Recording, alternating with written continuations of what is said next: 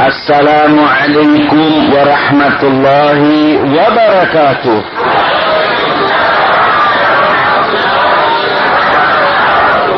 Mari kita awali ta'lim kita ini dengan membaca Bismillahirrahmanirrahim.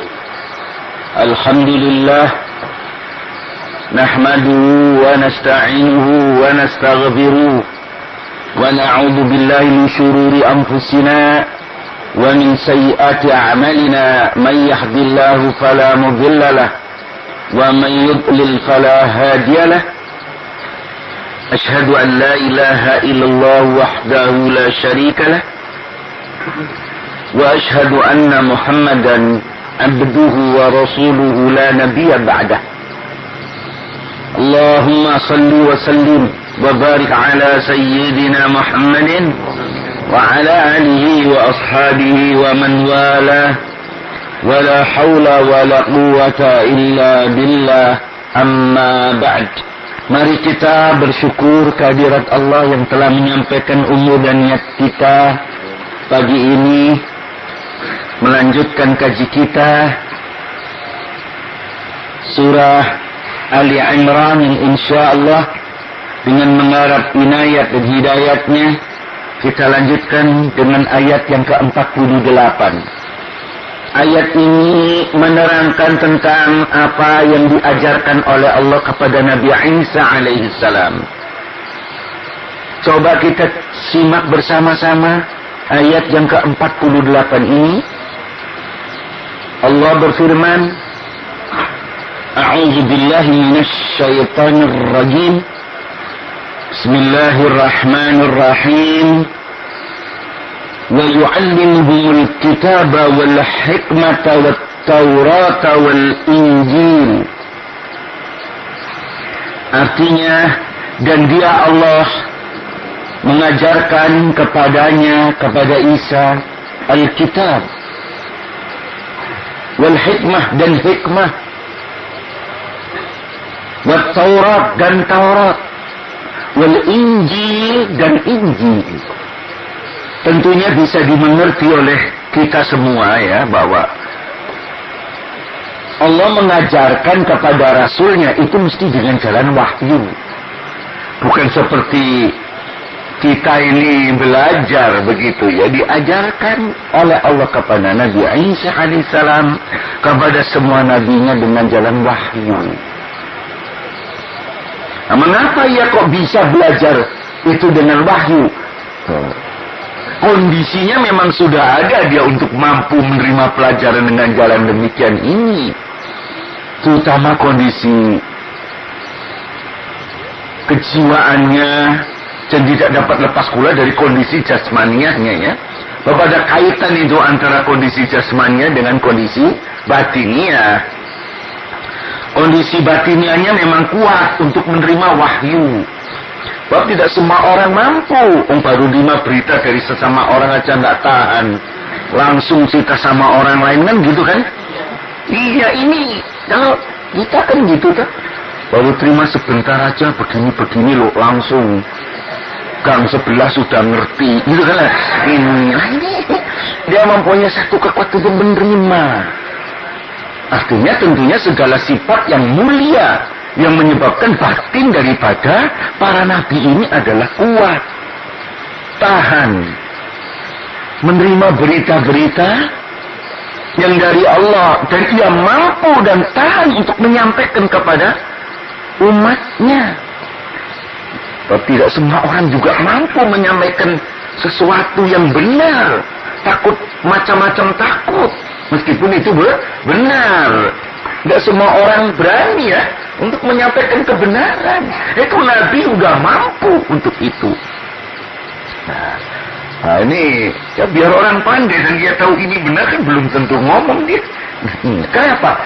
Diberi kekuatan khusus oleh Allah. Ini nyangkut juga fisik, bab itu nggak ada kok. Nabi fisiknya jelek itu nggak ada loh. Nabi kok jelek itu nggak ada loh. Nggak putih loh. Coba kalau lihat di semua Nabi itu. Bergas, deftah, wah, keranek, deftah itu, lain dengan moleh, lain.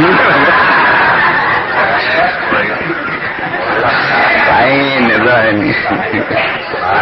Inilah ibu, bapak, saudara-saudara yang berbahagia ya. Begitu. Nabi itu wah begitu. Ini fisiknya maupun batin itu menarik. Siapa? Punya daya panggil. Ya, sampai Allah sendiri memberikan kepadanya. Mengapa? Supaya bisa memanggil orang. Nah, coba kok kalau Nabi kok bertato, cemberut aja kira ya. Yang mau dekat siapa? Gitu kan? Lihat saja sudah sedih orang ini. Aduh. Jadi dibuat sedemikian ini sehingga human relation-nya jadi bagus itu loh ya. Nah ini, jadi Allah mengajarkan kepada Isa wahyu mengapa? Mampu, dan para nabi juga begitu dibuat mampu. Kalau nggak mampu nggak akan diberikan. Nah gitulah ya. Yang diajarkan apa? Alkitab. Alkitab di sini dimaksud itu apa? Dari kata-kata bayak tubuh kitaban tulisan. Nah, ya. Diajarkan oleh Allah kepada beliau Alkitab tulis menulis. Nabi Isa pintar baca tulis. Arif. Mengapa begitu? Memang pada waktu itu memerlukan Nabi bisa nulis baca. Untuk bisa menarik orang ke lingkungannya. Sudah ada ya tulisan pada waktu itu ya toh. Kan bahasanya bahasa Suryani ya. Itulah. Nah, jadi jangan sampai dianggap tidak mengerti. Kayak sekarang aja kalau orang ya orangnya alim gitu, tapi kalau sudah dianggap tidak ngerti bahasa asing, padahal bahasa Arab juga bahasa asing. Kan gitu kan? Bahasa Arab kan bahasa asing. Iya. Kalau bahasa Arab itu dianggapnya seharganya lebih rendah daripada bahasa India gitu kan. Nah, inilah memang susah karena itu susah. Susah karena itu lebih baik, susah. Bahasa Arab itu dekat dengan bahasa Jawa itu. Membawa dengan tangan sudah lain dengan di atas ini. Gitu. Membawa di depan udah lain. Bahasa Jawa kan gitu. Bopong, gendong, nyunggi, nyangking, mikul, kan gitu kan? Gondol. Lah itu gondol. Nah ya. Nah gondol pakai mulut, gondol, kan gitu kan? Diajar tulis menulis oleh Allah. Ya. Ini gambarannya, jangan Allah itu turun ngajar tulis menulis, bukan begitu. Tentunya Allah menyuruh orang, kan gitu kan? Sebab pada zaman itu untuk belajar tulis menulis tidak sembarang orang bisa. Ya, zaman dulu kita dijajah aja tidak semua orang bisa belajar tulis menulis kok. Padahal sudah abad ke-20. Wah ini abad keberapa ya? Belum lahirnya Nabi Isa kan baru abad 0 gitu. Abad itu kan itu kan. Nah, tidak sembarang orang bisa menulis. Bahasa aja tidak sama kok. Mau sekolah yang koloro toh. Bahasa Belanda nggak ngerti. Intinya bahasa Jawa. Nah, tulisan Jawa Hono Coroko itu pinter. Nah yang di HIS Hono Coroko albego. Ini tuh artinya kurang mengerti lah ya. Nah di Ongkoloro itu pelajarannya dulu ya. Waduh, nembang itu ada ya. Coba HIS suruh nembang Bapak Pucung. Mana? Oh bisa, ini ada yang ngaku bisa. Ini nggak belajarnya di rumah, tidak di sekolah. Iya ngaku gitu kok. Nggak akan di sekolah diajarkan Bapak Pucung dandang gulo itu. Nggak ada. Hanya adanya cuma di Ongkoloro diajari dandang gulo. Itu kan dulu jroning Quran menira sayektinan tokilian kan uningo. Coba lawan tuduhi. Itu saja HIS menang. Nah ini jadi memang ada kekuatannya masing-masing. Itu zaman dulu nggak usah dipikir minta omong tok. Jadi ibu-ibu, bapak-bapak, saudara-saudara yang berbahagia, di sini diajar oleh Allah tulis menulis. Persyaratan untuk bisa diterima masyarakat itu toh ditolak. Hanya karena apa? Sama-sama membawa tulisan. Tulisan ini tidak dicocoki meskipun bener ning ora dirujuki kalau kabeh bebrayang. Oh, bebrayang ini masyarakat. Tidak setuju oleh masyarakat itu apa? Padahal bener. Ini wal hikmah, yang dimaksud hikmah itu di sini apa? Hikmah adalah ilmu yang benar. Ilmu yang benar yang menimbulkan kemauan orang untuk melakukan satu perbuatan, dan perbuatan itu menimbulkan manfaat. Itu namanya hikmah. Menimbulkan hikmah. Kayak Luqman Al-Hakim, Luqmanul Hakim yang bukan nabi pada zaman Musa alaihissalam, itu diajar oleh Allah hikmah. Tidak wahyu, dia bukan nabi. Ya. Artinya apa? Ilmu yang benar. Akalnya yang bersih menimbulkan ilmu yang benar. Ilmu yang benar itu mendorong orang untuk mau mempunyai kemauan mendorong dia untuk berbuat. Perbuatannya menimbulkan manfaat, bukan madarat, bukan bahaya. Itu namanya hikmah. Bagaimana? Itulah. Hingga banyak orang yang konsul kepada Luqman. Luqman An-Najjar, dia tukang kayu. Pekerjanya tukang kayu. Tapi sering, dia pintar mendidik anak seorang pedagog. Iya. Ahli didik. Anak yang dididik dengan baik, dengan yang manfaat. Banyak orang konsul ini itu. Tapi, begitu ia mendapat hikmah. Ngerti pada waktu Musa sudah diangkat jadi rasul oleh Allah. Ia menutup konsultasi di prakteknya. Silahkan tanya kepada Musa. Dia yang berhak. Loh, kalau orang sekarang kan merasa disaingi. Nah, ini namanya saya ingin menggambarkan betapa yang namanya hikmah itu. Orang yang punya hikmah, ilmunya benar, sehingga karena benar apa yang ia sampaikan dan apa yang ia lakukan itu bermanfaat bagi manusia. Ia senang kalau orang lain mendapat kesenangan. Ia senang kalau bisa menyenangkan orang lain. Ini. Kalau kita kadang-kadang malah bersaing, malah bersaing. Itu orangnya gitu. Senang membuat orang lain senang orang lain senang itu ikut senang. Angel loh gitu. Itu manjangkan umur loh begitu tuh. Orang lain kok senang, membuat senang, nyoroti, senang gitu tuh. Umpamane gitu. Habis haji kok piye to? Meningkat itu. Jadi ibu-ibu, bapak-bapak, saudara-saudara yang berbahagia, inilah ya. Al-hikmah itu begitu. Diajarkan hikmah demikian ini. Seperti Nabi Muhammad sallallahu alaihi wasallam itu diajarkan pula al-hikmah, kan gitu, oleh Allah. Itu juga tindakan-tindakan yang manfaat, yang akhirnya menjadi sunnah Rasul, kan begitu. Demikian dalam surat Al-Jum'ah ayat 3. Wa yu'allimuhumul kitaba wal hikmah, itu ya. Baik. Selanjutnya diterangkan juga mengajar kepada beliau Taurat. Apa? Taurat. Loh, Taurat kan diberikan kepada Musa alaihissalam. Lah, beliau diberi kemampuan untuk memahami Taurat dan segala rahasia hukum yang ada dalam Taurat. Loh, dia bisa memahami, iya, karena tadi yang pertama kan wa yu'allimuhumul kitab, dan Allah mengajarkan kepadanya kitab, tulis tulis baca. Dia bisa baca Taurat. Nah, jadi ayat ini kan saling hubungan kan. Ini bisa baca tulis, bisa baca Taurat dan memahami. Nah, ada loh orang baca nggak paham, membaca ini orang paham. Oh, banyak tuh ya kalau ini Pak, syukur. Ya macamnya orang ngerti. Banyak itu. Kalau ini dikatakan memahami.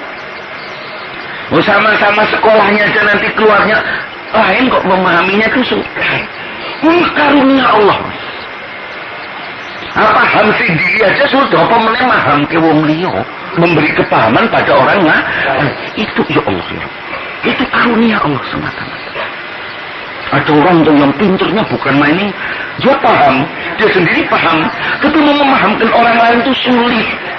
Nah, orang begitu untuk jadi guru susah, dia jadi orang lapangan, itu pinter itu.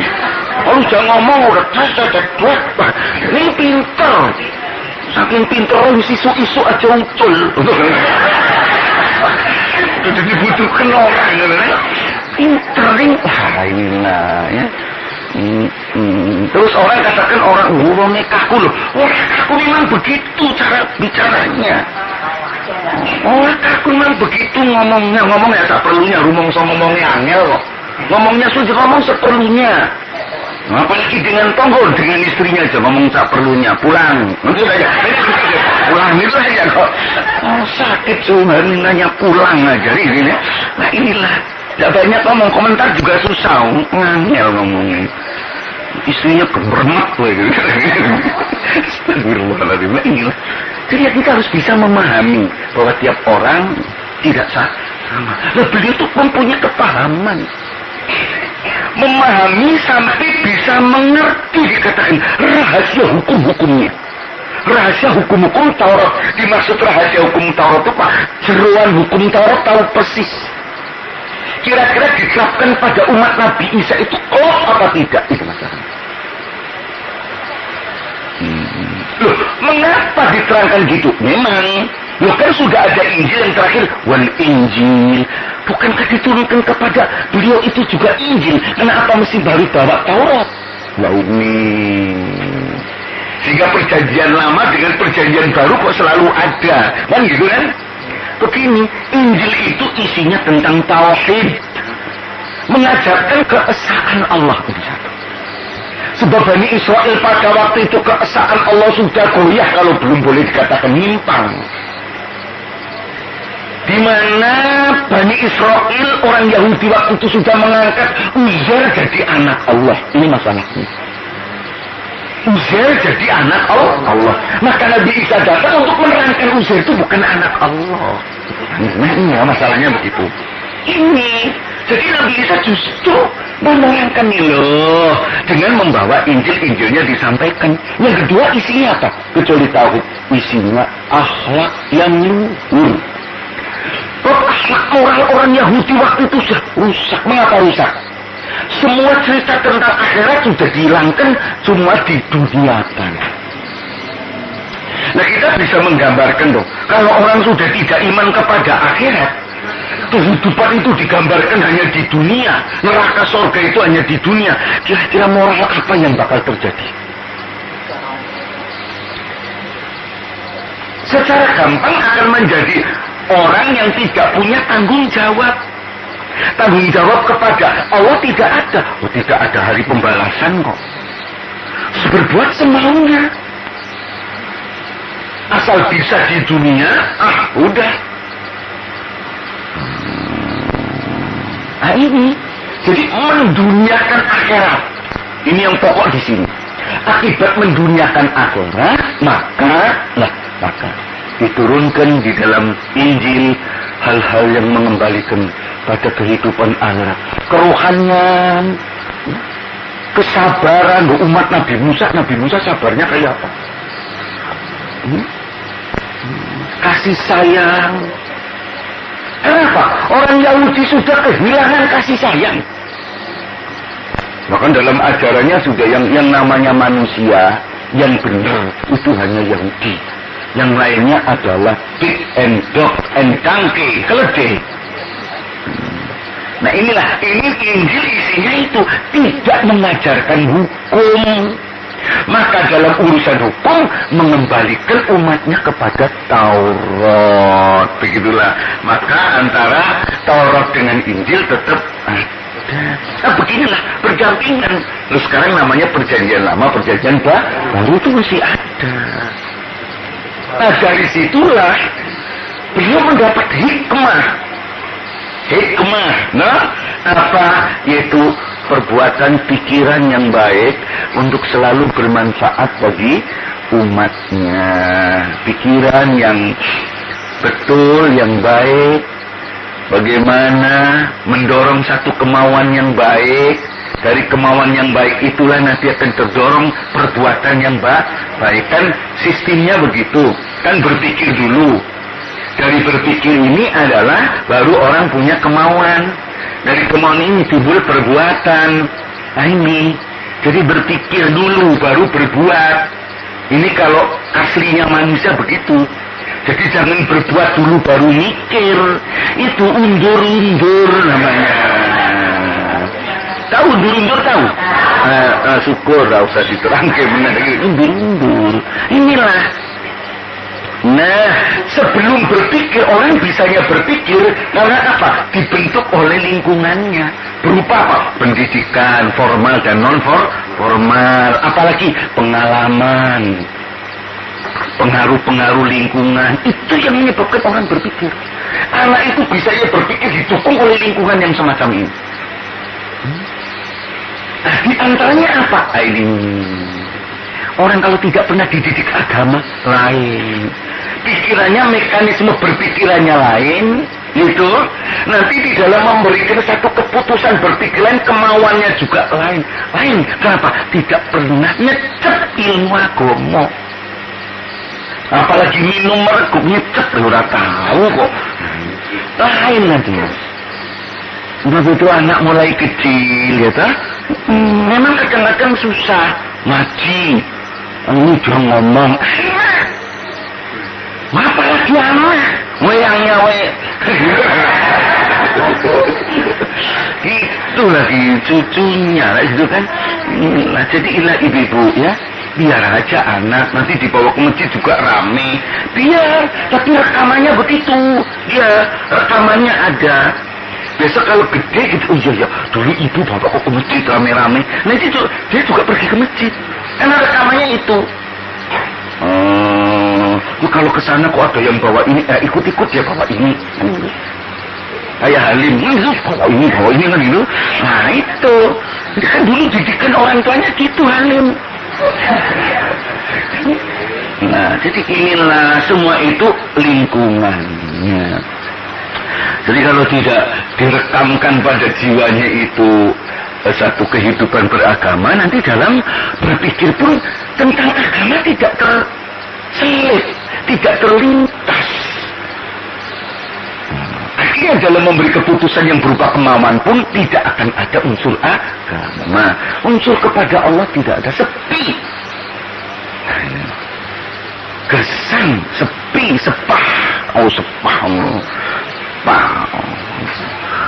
Samun, nah ini sepi, sepah, samun. Wah gila, kosong. Artinya kosong. Nah gimana hidupnya? Hidupnya tidak ada sarinya, tidak ada rasanya. Wong urip ora ono rasane yo piye to? Ya. Iya ora yo masih kepengin rasa to. Yo mbok rasa opo? Itu nek kepengin rasa to. Minum teh rasanya teh, itu toh. Itu minum kopi rasanya kopi, minum sirup rasanya sirup, ngomong dengan orang rasanya ngomong dengan orang, nggak gitu kan? Inilah rasa hidup tuh kayak apa sih? Supaya ada rasanya ini tadi. Jadi diajarkan itu. Sebab apa? Orang-orang Yahudi tidak dapat merasakan hidup yang sebenarnya gara-gara sudah apa? Tauhidnya rusak. Tidak bisa merasakan Tuhan yang sebenarnya mana. Ayo sudah kok. Dan tidak dapat merasakan akan adanya hidup akhirat. Wah ya gimana? Rasa hidupnya lain loh ya. Urip ora sari, dikira enak ini cuma di dunia. Padahal kalau sudah di dunia ini merasa enak loh, enaknya nggak pernah selesai. Ulang kali kan saya katakan, enaknya sepiro toh. Oh dunia itu kan dimensinya terikat ruang dan waktu. Karena terikat ruang dan waktu mesti terbatas oleh ruang, terbatas oleh waktu. Contohnya makan. Makan itu enak, ya enaknya di mana? Di mulut. Berapa lama? Sepanjang lidah. Sudah selesai. Enaknya cuma sekian. Kalau sudah masuk tenggorokan dengan lambung, abdomen, sama saja. itu. Ora ngerti tapi tegese lagi. Yang namanya dunia itu enak apa saja sebentar.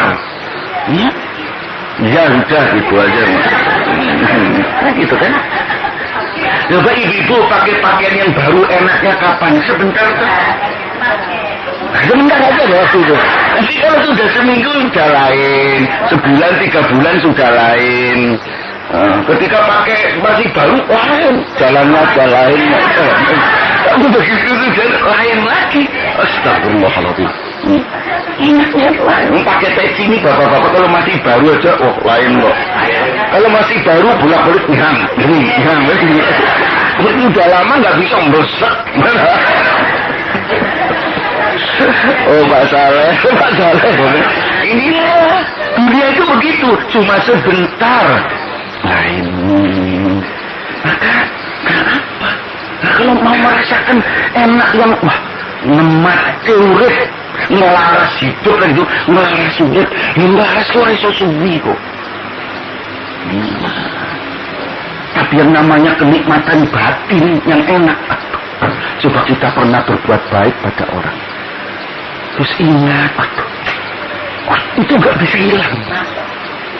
Kalian ingat kapan, ingat kapan saja. Rasa nikmat. Satu, berbuat baik. Sekarang menerima kebaikan dari orang lain. Tuh. Itu kalau ingat, ya Allah ya Rabbi. Saya kiwongin dengan ditoyo. Nah inilah. Kiranya cukup sampai di sini nih dulu pagi ini. Insya Allah besok pagi kita lanjutkan kaji kita. Mudah-mudahan kita diberi kemampuan untuk yang demikian ini. Mari kita tutup dengan membaca Wabillahi taufiq wal hidayah. Assalamualaikum warahmatullahi wabarakatuh.